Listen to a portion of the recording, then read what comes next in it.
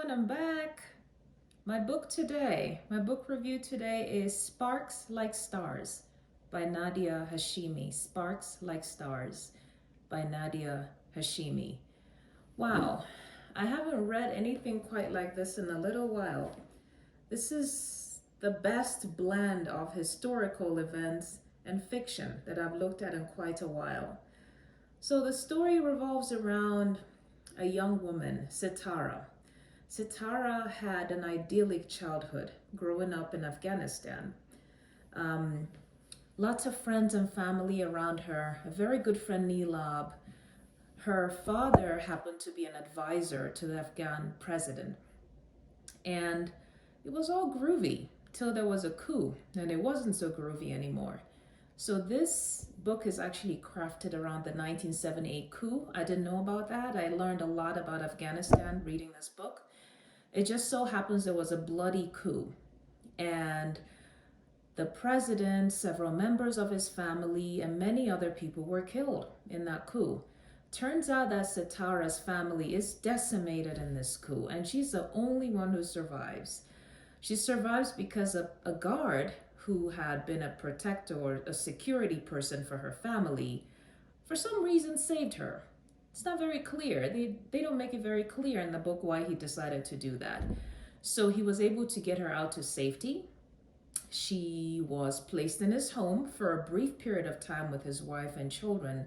And eventually, when this guard realized it would be dangerous to continue to shelter this daughter of people, this daughter of a man in the previous regime who'd been killed in the coup, he decides to figure out a way to get her out of his home.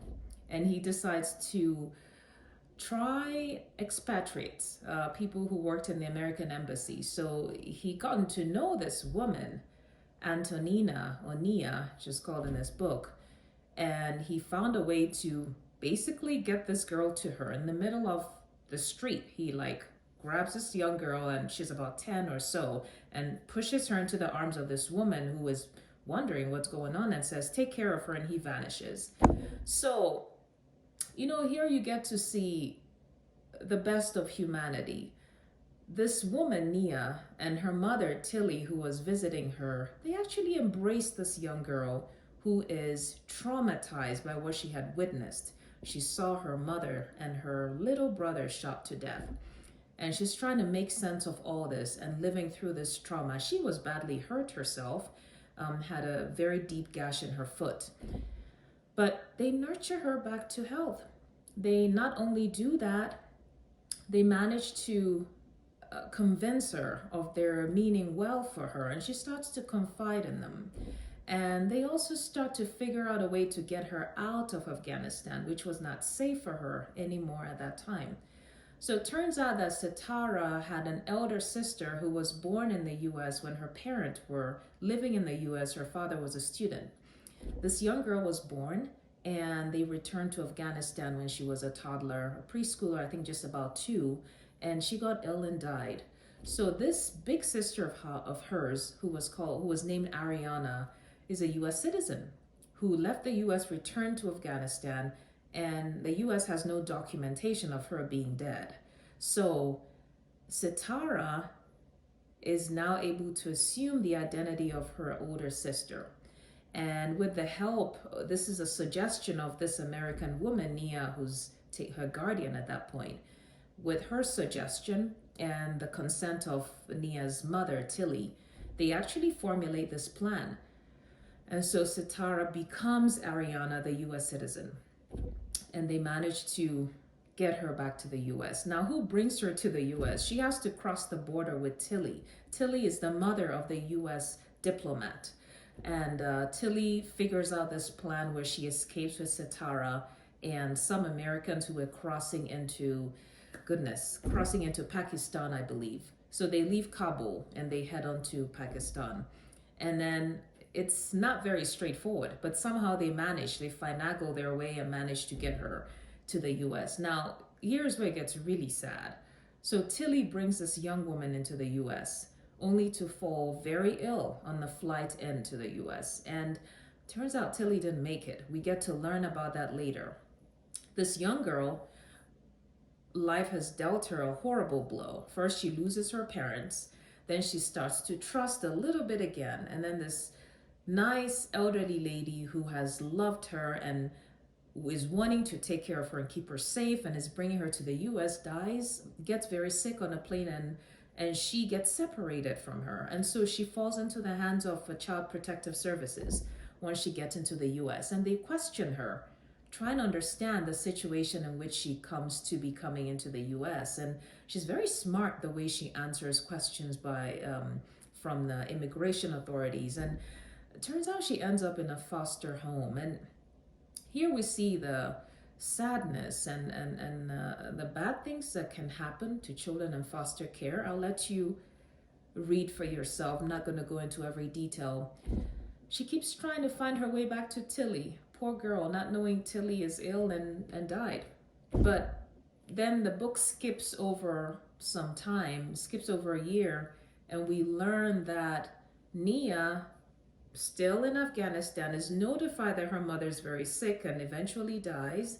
And now she's trying to hunt down this young girl because she needs to get her back. And so Tilly comes back to the US, and fortunately she's able to get Ariana back in her custody. And so she formally adopts Ariana, and they start to live as mother and daughter. Ariana has to deal with a lot of trauma. She actually does quite well for herself. She goes to med school, she becomes a surgeon. And so the book kind of skips several years, and we're now reading about the adult Ariana and the challenges she has in life, in her relationships, because she has so much pain and hurt in her heart, and she has not quite faced it. She has not quite dealt with it. Somehow she makes her way back to Afghanistan, and the way the book closes is she finds a way, before she does that, she actually gets to meet that gentleman who had saved her from death the night of the coup. Turns out this guy migrated to the US, and he is now struck with cancer.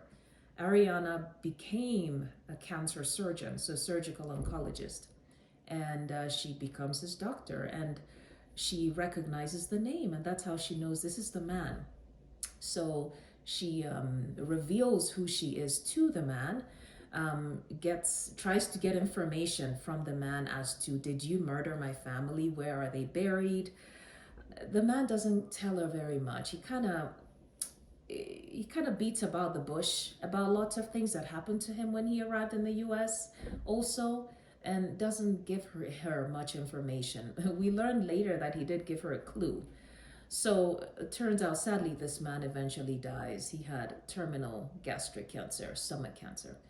But in her pain, Sitara finds a way to go back, or she's Ariana, finds a way to go back to Afghanistan. And, the way the book closes, she finally figures out with the clue the ailing guard gave her. She figures out where her family's buried. She's able to have the remains exhumed, and she's able to give her family a proper burial. She meets in the process, gets in a relationship with a nice man who understands her better. And the book ends very well. Her mom, her adopted mom, Nia, she turned out to be really the best thing that could happen to a girl in such a circumstance. Very supportive, does well for herself as well. It's a very sweet ending to the book. However, you walk away still with a lot of hurt for this young woman, what she dealt with so early in life, the immense trauma of losing your family in such a horrific way. You get to see how a country can be thrown upside down by forces outside the country, working with forces within the country. So really quite an amazing blend of historical events and fiction. I thoroughly enjoyed it. I was moved by the book, and I learned so much about Afghanistan and this 1978 coup that is actually a real event. So I hope you get to read this, and I'd love for you to let me know what you think about it. So again, this is Sparks Like Stars by Nadia Hashimi. Thanks for joining me, and I'll see you with my next read. If you love this, please feel free to share, subscribe, and like, and I'll continue to share the books that I'm reading with you. Take care. Bye-bye.